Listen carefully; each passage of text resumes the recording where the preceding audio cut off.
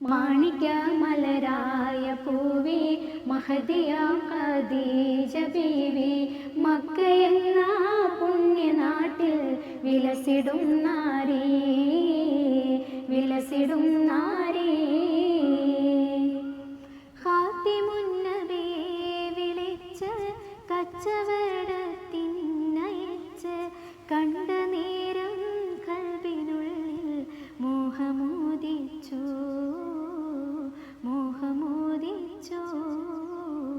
കച്ചവടവും കഴിഞ്ഞ് മുത്ത് റസൂലുള്ള വന്ന് കല്യാണാലോചനയ്ക്കായി ബീവി തൂനിഞ്ഞു ബീവി തൂനിഞ്ഞു മാണിക്യ മലരായ പൂവി മഹദിയാൽ ഖദീജ ബീവി മക്കയെന്ന പുണ്യനാട്ടിൽ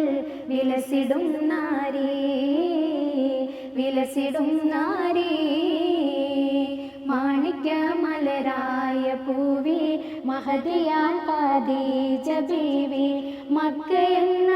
പുണ്യനാട്ടിൽ വിലസിടും നാരി